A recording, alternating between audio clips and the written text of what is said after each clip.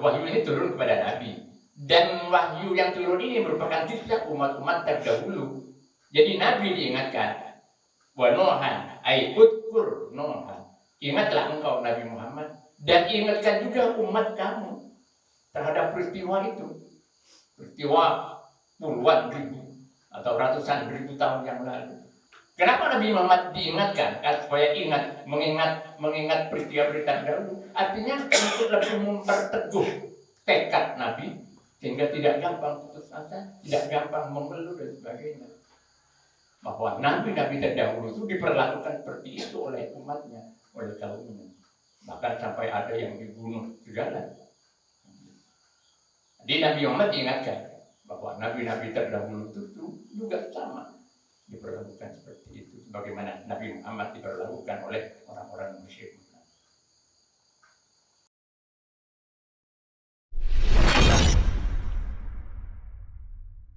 Bismillahirrahmanirrahim. Assalamualaikum warahmatullahi wabarakatuh.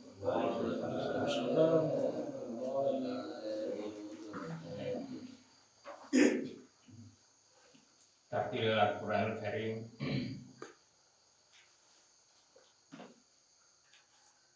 Kita buka halaman 463.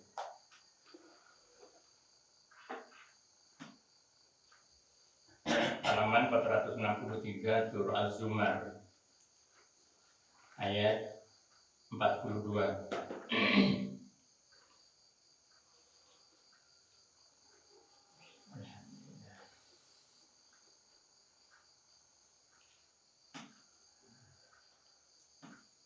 A'udzu billahi minasy syaithanir rajim.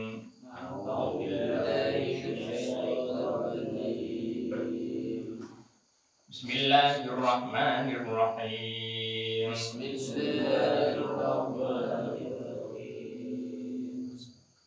Allahu yatawaffal anfusa hina mautiha wallati lam tamut fi manamiha.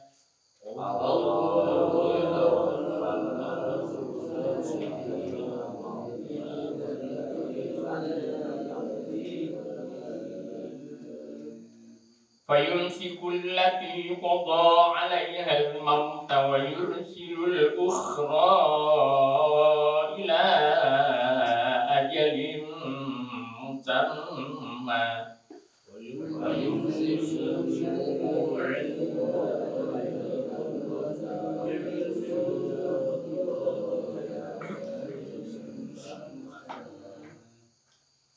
إن في ذلك لآيات لقوم يتفكرون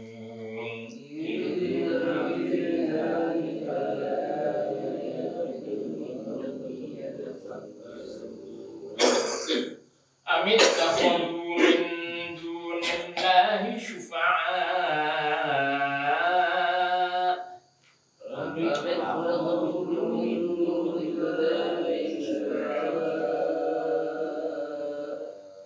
قل أولم كانوا لا يملكون شيئا ولا يعقلون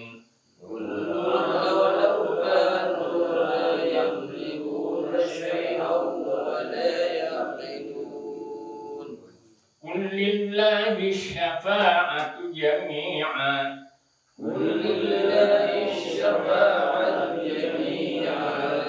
له ملك السماوات والأرض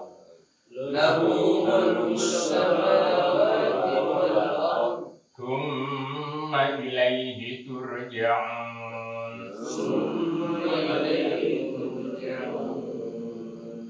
وإذا ذكر الله وحده اشمأزت قلوب الذين لا يؤمنون بالآخرة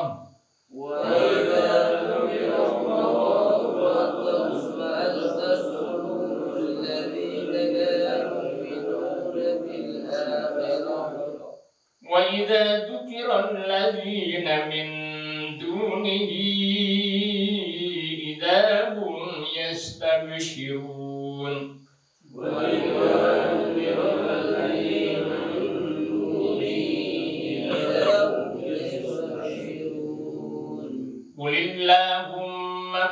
فاطر السماوات والأرض عالم الغيب والشهادة أنت تحكم بين عبادك فيما كانوا فيه يختلفون قل اللهم فاطر السماوات والأرض عالم الغيب والشهادة أنت تحكم بين عبادك فيما كانوا فيه يختلفون ولو أن للذين ظلموا ما في الأرض جميعا ومثله معه لافتدوا به ولو أن الذين ظلموا ما في الأرض جميعا ومثله معه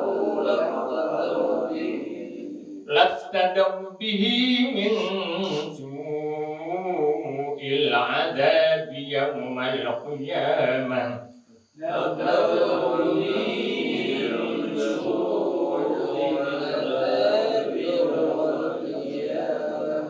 وبدا لهم من الله ما لم يكونوا يحتسبون وبدا لهم من الله ما لم يكونوا يحتسبون وبدا لهم سيئات ما كسبوا وحاق بهم ما كانوا به يستهزئون وبدا لهم سيئات ما كسبوا وحاق بهم ما كانوا به يستهزئون فإذا مس الإنسان ضر دعانا ثم إذا خولناه نعمة منا قال إنما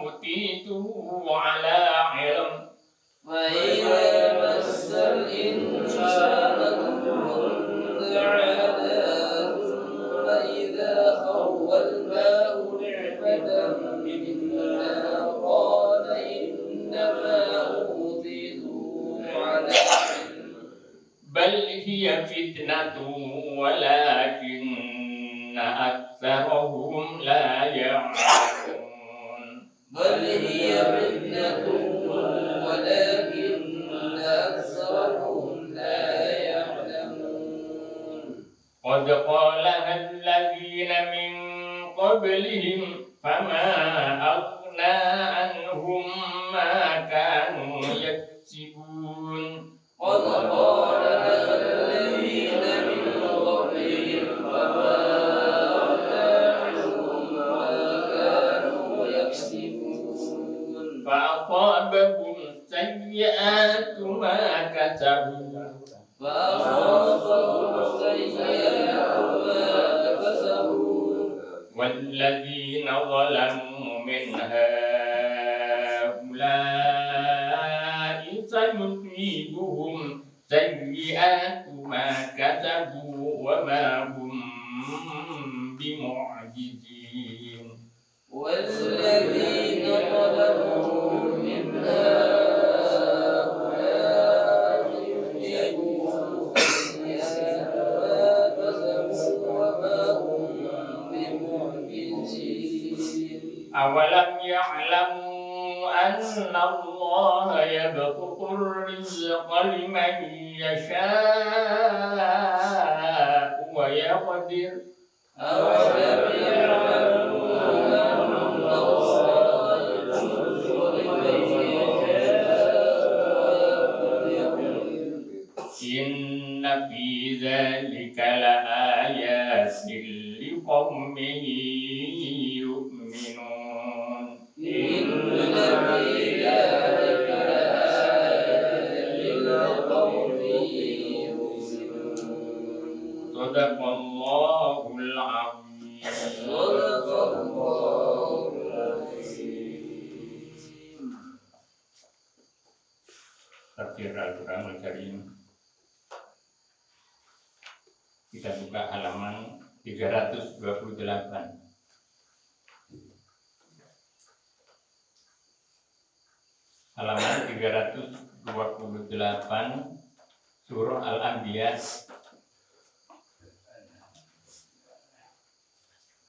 ayat 76.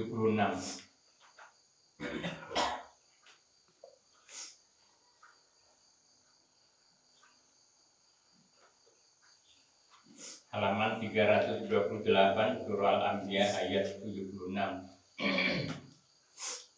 A'udzu billahi minasyaitonir rajim. Bismillahirrahmanirrahim. Alhamdulillahirabbil alamin. Wassalatu wassalamu ala asyrofil mursalin sayyidina Muhammadin wa ala alihi wa sahbihi ajma'in, amma ba'du.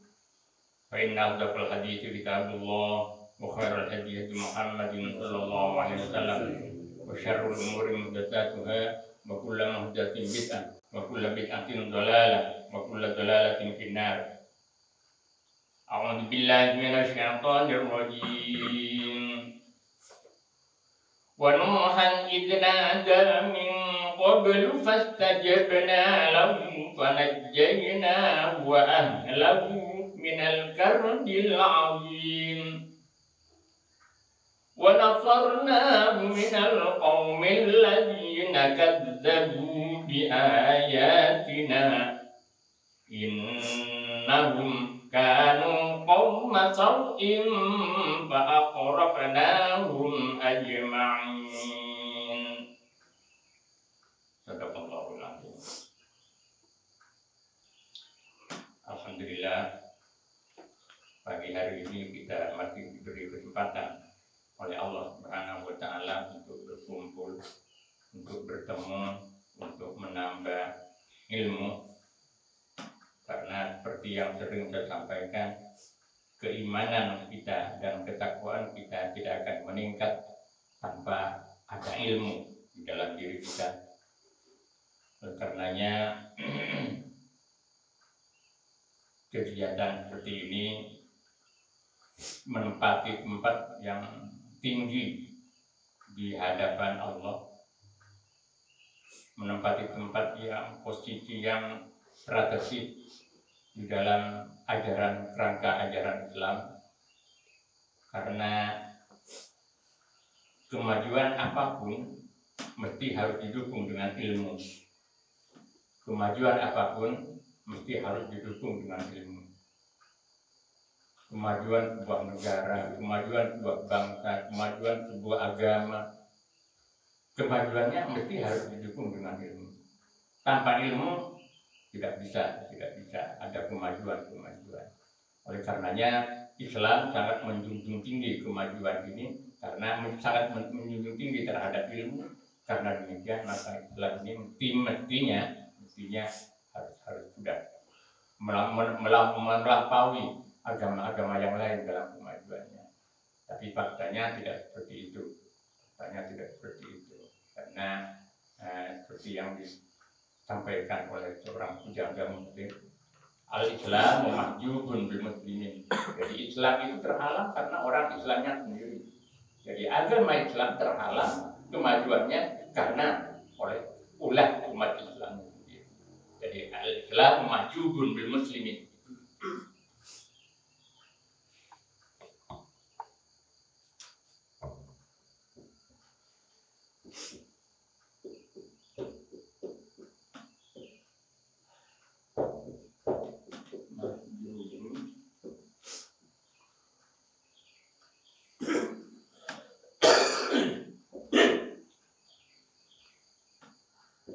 Bil muslimin.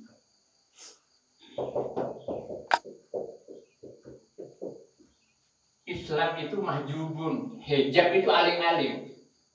Jadi hijab, perempuan kan sudah tren ya, dilarang hijab, berhijab. Artinya memakai aling-aling mukanya supaya tidak kelihatan auratnya oleh orang-orang lain. Jadi mahjubun artinya terhalangi, teraling-alingi. Islam, kemajuan Islam itu bil muslimin, dengan orang Islamnya sendiri. Nah, ini sebetulnya cambuk bagi kita, cambuk lecutan bagi kita. Bagaimana agar supaya kita memberi perhatian yang penuh terhadap ilmu, kemudian ilmu itu juga harus kita terapkan, kita transformasikan dalam kehidupan sehari-hari. Al-Islam mahjubun. godaannya sangat berat hidup di akhir zaman seperti ini. Baik Bapak, kita lanjutkan kajian tafsir kita pada pagi hari ini. Dan yang perlu diketahui sebelumnya bahwa kajian tentang kisah nabi-nabi di surah Al-Anbiya ini disampaikan oleh Allah secara global, secara singkat. Oleh karenanya, untuk lebih melengkapinya, maka kemudian harus dikaitkan dengan ayat-ayat lain di surah-surah yang lain. Jadi dikaitkan dengan ayat-ayat lain di surah-surah yang lain.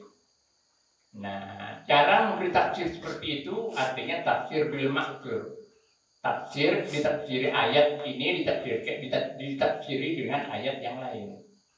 Nah, pagi hari ini akan saya coba untuk mengkait-kaitkan itu, Karena kalau hanya membaca kisah nabi-nabi yang tercantum dalam surah Al-Anbiya ini, kita tidak akan mendapatkan gambaran yang lengkap tanpa harus mengaitkannya dengan ayat-ayat yang lain. Namun sebelumnya, karena yang pagi hari ini kita akan kaji kisah Nabiullah Nuh alaihissalam, terlebih dahulu perlu saya sampaikan tentang biografi singkat daripada Nabi Nuh. Nabi Nuh ini namanya ya Nuh bin Lamma bin Asnus bin Asnus ini Nabi Idris. Jadi kan ada Nabi Adam, kemudian Nabi Idris, Nabi Nuh. Nah, Nabi Nuh ini putranya Nabi Idris. Usianya paling lama di antara para nabi. Nabi Nuh itu berusia di atas bumi ini dalam kehidupannya berusia 1050 tahun. Bayangkan, 1050 tahun. Rinciannya seperti ini. Diangkat oleh Allah dalam usia 40 tahun. Diangkat oleh Allah sebagai Rasul dan Nabi dalam usia 40 tahun. Rata-rata para nabi itu diangkat umur-umur seperti ini. Karena umur kesempurnaan seseorang itu kalau sudah 40 tahun. Bahkan ada hadis Nabi, barang siapa yang usianya sudah 40 tahun masih juga belum baik-baik orang itu berarti dicium, ubur-uburnya dicium oleh setan. Itu setan. Jadi 40 tahun Nabi Nuh diangkat oleh Allah menjadi Rasul. Kemudian mendakwa kaumnya selama 950 tahun. Jadi ngajak kaumnya selama 950 tahun. Yang hanya berhasil berapa berintir? Hanya berhasil 10 orang, 80 orang selama 950 tahun. Yang 80 ini 40 orang laki-laki dan 40 orang perempuan. Itu yang diangkut di perahunya nanti. Hanya 80. Kemudian sesudah banjir, sesudah musibah, air bah dan banjir itu bukan banjir ini yang berapa. Tapi kalau mudah seberapa korbannya juga banyak. Akhirnya saya berpikir bagaimana kalau kita bentuk LSM yang berpikir tentang lingkungan. Di Kalibaru kan belum ada ya Pak Projek, masih sudah ada. Kalau namanya ada Pak. Ya. Kalau secara pekerjaannya belum. Namanya ada, prakteknya ada. Kalau Dadanya Nama ada. Oh, namanya ada, aktivitasnya nggak ada. Ya sama dengan itu, Islamnya ada, tapi saya berpikir begini, karena ini faktornya faktor lingkungan. Walaupun di plan bagaimana nanti, kalau lingkungannya tetap tidak berubah, tetap aja banjir. Apa antara lain? Di Sumber Baru itu sudah nggak ada pohon-pohon besar. Iya. Kalau musim sekarang kan sudah musim. Kalau ke Sumber Baru itu rata itu. Tebu. Rata. Ya sekarang kalau masih ada tebu nggak kelihatan. Tapi sekarang sudah panen kan, musim panen. Itu kosong. Itu kalau melihat sejauh mata memandang itu kosong. Nah ini masalah ini. Nah, perkebunannya sendiri BUMN atau BUMD. Kemudian pemerintahnya juga kong kali kong di situ. Gimana ini kira-kira mengatasi? Susah lagi. Ya, Susah. lah iya. Kalau sudah begitu, ya kita siap-siap untuk kedatangan banjir lagi. Kita siap-siap. Ya, karena akar masalahnya tidak terpecahkan. Nah, kita kan dalam menghadapi hidup kan ada masalah. Nah, kemudian di antara masalah-masalah itu ada akar masalah. Nah, akar masalah ini harus dipecahkan. Kalau akar masalahnya belum dipecahkan, masalah-masalah itu masih ada muncul. Kan begitu di LSM. Gitu. Metode pemecahan masalah itu cari akar masalahnya dulu. Nah, orang kan kadang terkejut, panik, kemudian bantuan. Hanya itu. Sementara aja. Kalau akar masalahnya tidak dipecahkan, maka nah ini hanya bayangkan 950 tahun Nabi Nuh mendakwah kaumnya, ngajak kaumnya, lalu percaya pada Allah dan seterusnya. Kemudian baru 80 tahun, 80 orang yang ikut, 80 orang laki-laki dan 80 orang perempuan. Nah kemudian sesudah banjir ban ini, Nabi Nuh hidup selama 60 tahun. Setelah banjir ban, nah kemudian Nabi Nuh hidup selama 60 tahun. Saya kadang membayangkan, kalau umat Nabi Nuh 950 tahun itu kan berarti sudah jutaan. Ya kan? Sudah jutaan. Nah kemudian terjadi banjir ban seperti itu. Gimana? Jenazah, mayat. Oh ini saja saya lihat di YouTube itu di fotoan orang-orang itu. Mungkin Mas Rosa juga kirim gitu. Nah. Itu ada sapi, bangkai sapi yang mati itu difoto kemudian dikirim ke YouTube. Ini kan masalah penyakit juga kalau tidak segera dipendam akan menimbulkan bau busuk dan penyakit bawaan. Nah, kembali kepada ini, jadi 1050 tahun. 1050 tahun. Kalau dibanding dengan umat Nabi, yang oleh Nabi disebut hanya sekitar 60 sampai 70 tahun, itu sangat jauh persentasenya. Oleh karena demikian, maka kemudian Allah itu sampai menghabiskan. Saking tambungnya kaumnya Nabi Nuh itu selama 950 tahun hanya dapat 80 orang. Kan saking tambungnya. Nah, Nabi Nuh ini punya istri dua dan anak 4. Yang diangkut dan diajak serta di dalam perahunya itu istrinya yang 1 orang, kemudian anaknya 1 yang tidak diajak. Yang tidak diajak itu 1 orang istrinya dan kemudian 1 orang anaknya yang dimenangkan Yang 3 ikut. Istri yang satunya ikut ke dalam perahunya Nabi Nuh, kemudian yang 3 putranya juga ikut. Binatang-binatang juga sepasang diangkut dalam perahunya itu. Nah, kemudian karena ular dan kalajengking itu nggak diajak oleh Nabi Nuh. Ini ceritanya di kitab tafsir seperti itu. Nah kemudian kalau tafsir modern nggak memuat cerita-cerita begini. Jadi tafsir-tafsir yang klasik dulu, tafsir-tafsir kuno itu menyebut begitu. Jadi yang namanya ular dan kalajengking itu datang kepada Nabi Nuh, protes karena tidak diajak naik di perahunya. Tidak kamu nggak saya ajak karena kamu bikin masalah terus, bikin musibah. Akhirnya menjamin si ular kalah. Saya menjamin kalau ada orang yang bisa membaca, yang sering membaca salamun ala nuhin fil alamin. Salamun ala nuhin fil alamin.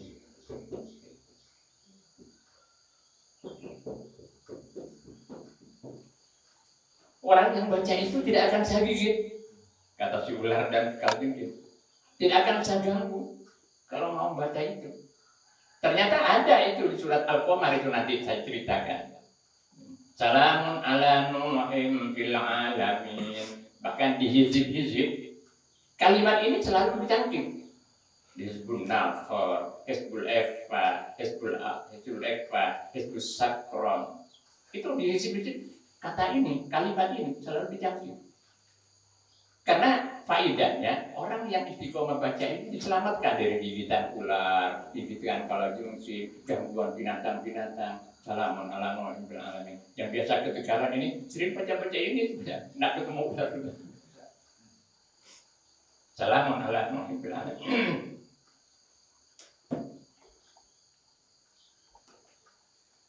Baik. Wanuhan, dan ingatlah engkau wahai Nabi Muhammad, dan ingatkan pula kaummu. Jadi seperti ini dalam Al-Quran sering kita jumpai dan menyimpan ada kata-kata yang disimpan, artinya yang tidak ditampakkan dalam kalimat.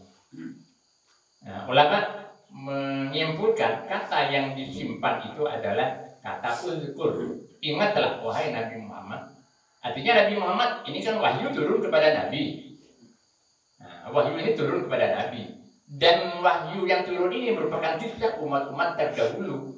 Jadi Nabi diingatkan. Wa Nuhan, ay udkur Nuhan.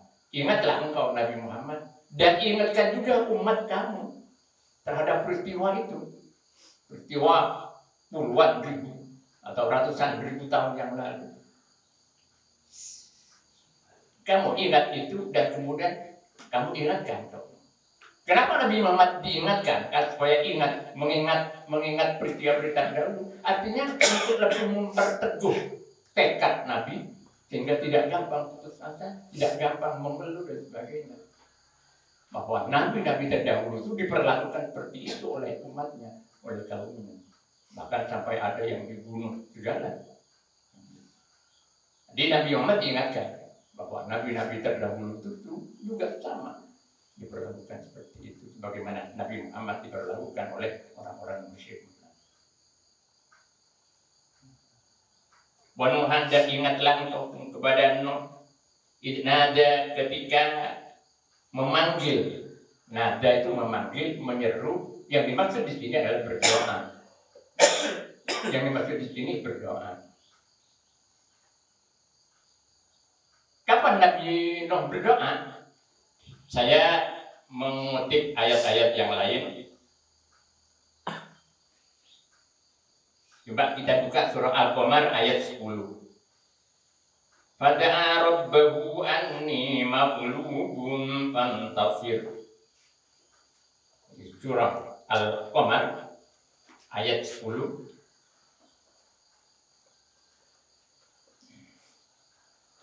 Biar tuntas pengetahuan kita tentang satu ayat, dari ayat ke ayat biar tuntas, biar agak lengkap pengetahuan kita, jika tak perlu mengaitkan ayat ini dengan ayat ini. Ini surah Al-Qamar, ketemu ayat 10. Gimana Pak Guru?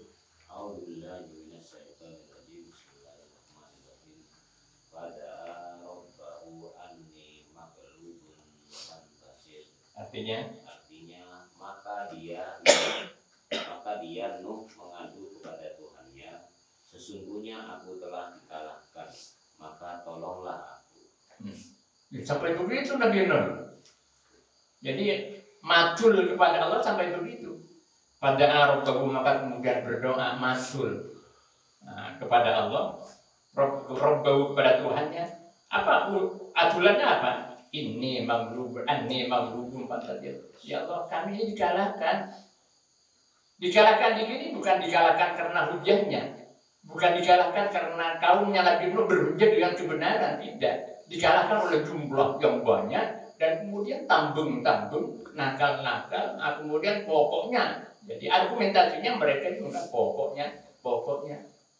Jadi kan terkalahkan karena itu, bukan terkalahkan karena hujah. Karena logika, tidak. Jadi itu yang dimaksud. Jadi saya baca dalam tafsir itu, yang dikalahkan itu maksudnya bukan dikalahkan karena apa? Bukan dikalahkan karena logika, karena hujahnya, argumentasinya, bukan. Karena Nabi Nuh itu memiliki argumentasi kebenaran yang diturunkan oleh Allah Subhanahu wa taala. Jadi dikalahkan karena jumlahnya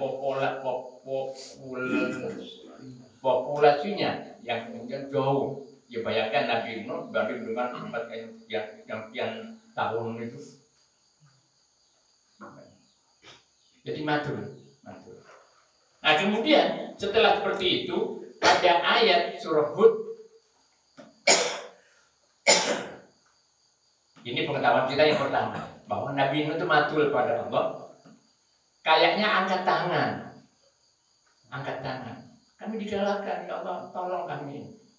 Kami ditolong. Fantastis.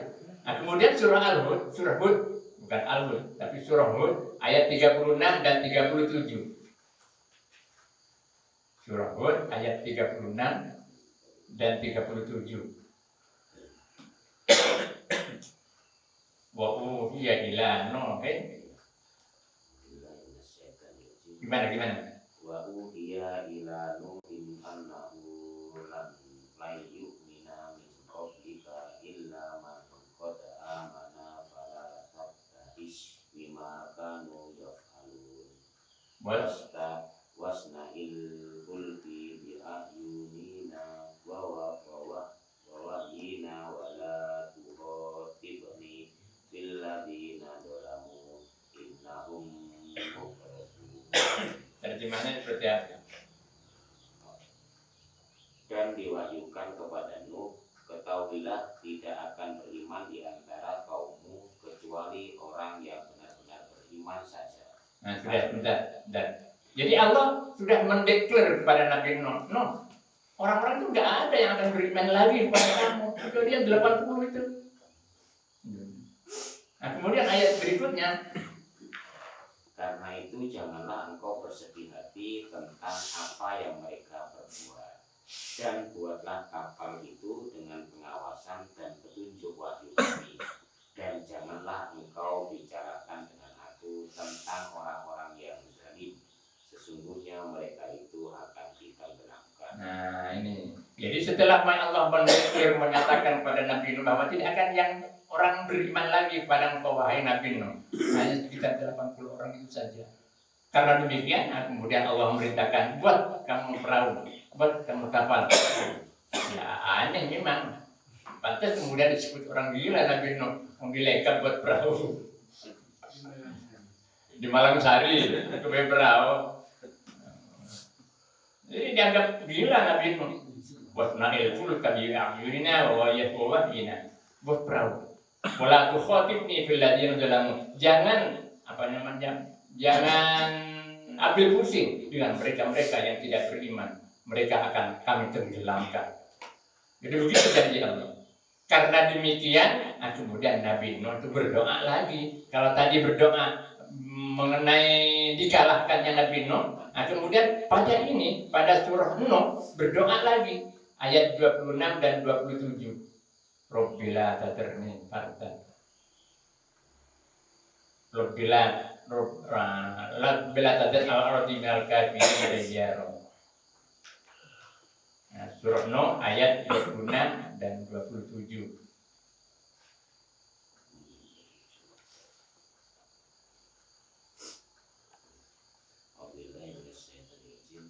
Wa qala Nuhun rabbi la tadar alal ardi minal kafirina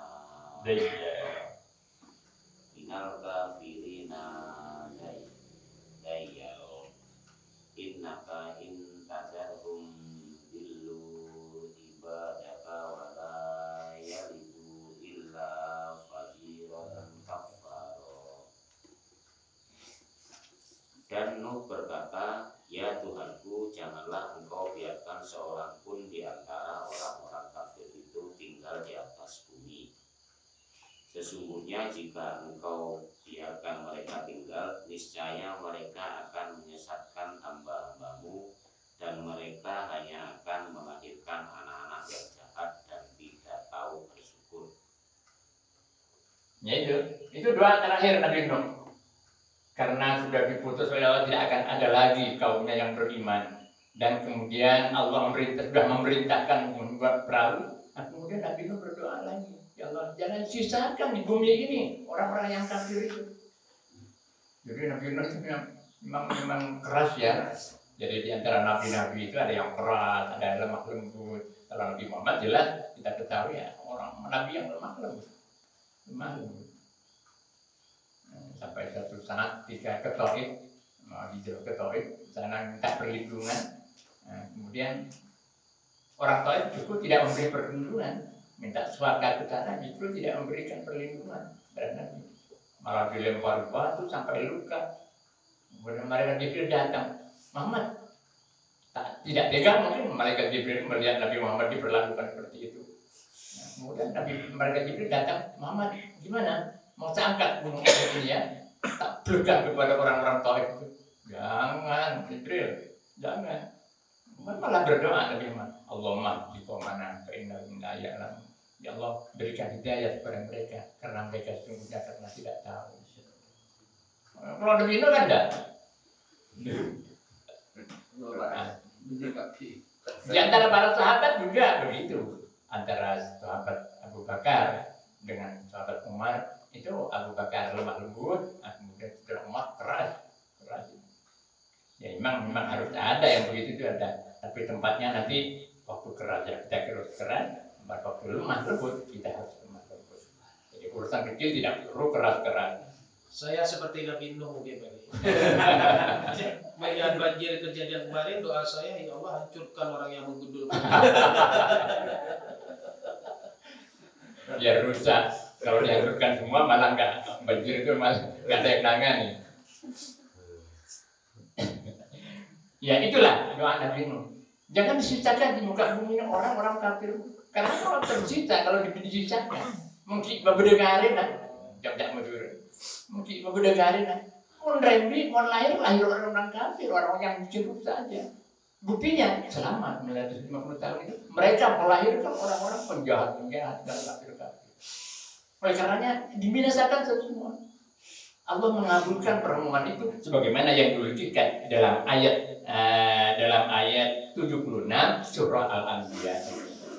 Nah ini kaitannya seperti itu Bapak. Kaitannya seperti itu. Jadi ayat ini dalam surah kisah Nabi-Nabi dalam surah Al-Anbiya ini dibuat singkat oleh Allah karena memang menceritakan sekian jumlah para nabi. Kemudian untuk lebih lengkapnya pengetahuan tentang tentang kisah-kisah ini harus dikaitkan dengan ayat-ayat yang lain. Bagaimana yang kita kaji mulai tadi dalam ayat surah Al-Qamar, dalam surah Hud, dalam surah Nuh. Baik. Wan Nuhan dan kepada Nuh, ingatlah engkau Nabi Muhammad kepada Nuh ketika berdoa, mengadukan masalah dan berdoa kepada Allah min qablu dari sebelum Nabi Lut dan Nabi Ibrahim. Dari sebelum Nabi Ibrahim dan Nabi Lut. Artinya apa? Min qablu ini dari sebelum ini artinya Nabi Nuh itu diutus oleh Allah sebelum Nabi Ibrahim dan sebelum Nabi Lut. Min qablu. Jadi sebelum datangnya Nabi Ibrahim dan sebelum Nabi Lut, Nabi Nuh sudah berdoa seperti itu. Bagaimana rangkaian kaitan-kaitan ayat ini? Fastajabna lahu, maka kemudian kami mengabulkan, memperkenankan lahu kepada Nuh, Nah, kalau hanya membaca ayat ini kan kita bingung, nggak tahu ceritanya seperti apa. Tahu-tahu mengabulkan, pengabulan Allah seperti apa. Nah, oleh karenanya tadi saya berinisiatif mengkaitkan ayat ini dengan ayat-ayat yang saya sebutkan tadi. Fanajjaynahu wa ahlahu minal karbil azim. Fanajjaynahu, maka kami selamatkan hu kepada Nuh wa ahlahu dan kepada pengikut-pengikutnya. Nah, selama ini kita memberi makna ahlun, keluarga itu kan keluarga di dalam rumah tangga. Tapi ini bukan. Tapi yang dimaksud di sini adalah pengikut-pengikutnya. Nah, pengikut-pengikutnya ya termasuk yang istrinya, yang satu lagi, kemudian anaknya yang 3 itu masuk di situ. Fanajjaynahu wa ahlahu, maka kami selamatkan kepada Nuh wa ahlahu dan pengikut-pengikutnya minal karbil azim, dari kesusahan yang sangat, kesusahan yang berat, kesusahan yang berat. Yang dimaksud kesusahan yang berat itu tenggelamnya itu, tenggelam ada banjir kemudian tenggelam. Wa nasarnahu minal qaumil ladzina kadzdzabu bi ayatina innahum kanu qauma sau'in fa aqrabnahum ajma'in. Wa nasarnahu, dan kami tolong dia Nabi Nuh minal qaumil ladzina kadzdzabu, dari kaum alladzina kadzdzabu yang ada kaum itu kadzdzabu bi ayatina, mendustakan ayat-ayat kami, mendustakan tanda-tanda kebesaran kami dan keagungan kami dan kemahakuasaan kami, didustakan oleh mereka. Innahum kanu qauma sau'in, innahum sungguhnya mereka kanu ada mereka qauma sau'in, kaum yang jahat. Fa'aghraqnahum ajma'in, maka kami tenggelamkan mereka ajma'in seluruhnya. Ini permohonan Nabi Nuh. Ya, tebak kali. Nah, kalau kita dibinasakan pasti tebak kali. Tapi umat itu masih banyak belas kasih Allah diberikan kepada umat Nabi Muhammad. Gara-gara nabinya Nabi Muhammad. Jadi kita bersyukur menjadi umatnya Nabi Muhammad. Bersyukur menjadi umatnya Nabi Muhammad karena ada kecipratan rahmat yang diberikan oleh Allah. Kalau melihat tanggung,nya, insyaallah. Fa'aghraqnahum ajma'in, maka kami tenggelamkan mereka ajma'in. Ini taukid. Padahal dengan mengatakan fa'aghraqnahum, kami tenggelamkan mereka, sudah cukup, tapi masih diperkuat ajma'in, seluruhnya. Laki, perempuan, kecil, besar, dibinasakan, ditenggelamkan semua. Seperti tadi saya katakan, membayangkan gimana jenazah mayat-mayatnya bergelimpangan dan sebagainya. Kalau hanya 80 orang itu kan tidak mampu untuk menguburkan yang meninggal. Wallahu a'lam. Jadi kita ini keturunan Nabi Nuh. Jadi bapak kedua ini Nabi Nuh. Jadi Nabi Adam melahirkan dibinasakan. Kemudian yang 80 ini beranak pinak, ada yang menjadi bangsa Eropa, ada yang menjadi bangsa Amerika, ada yang menjadi bangsa Afrika, ada yang menjadi bangsa Asia. Menyebar dari yang 80 itu.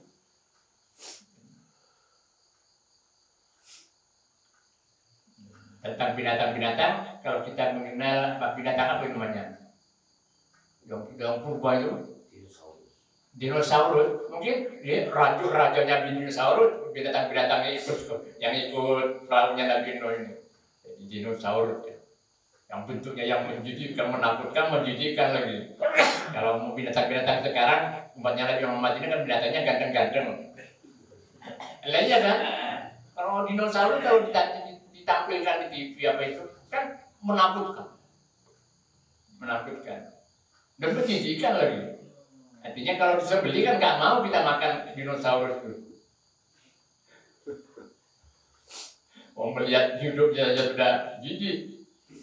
Nah, kalau sapi kan ganteng, sapi, kemudian kambing. Jadi diberi yang enak-enak, diberi yang baik-baik oleh Allah. Wa Dawud wa Sulaiman, wallahu a'lam. Kalamun qasimul la yamullu sama'u tanazzala an qawlin wa fi'lin wa niyati bi ashtafi min kulli da'in wa nuru dalilun di qalbi tajahli wa khairati faya rabbi mati'ni bisirri hurufihi wa nafirli qalbi wa sam'i wa muqlati wa salli wa sallim ya ilahi ala nabi wa ali wa ashabin bihim nirtu bunyati wa ya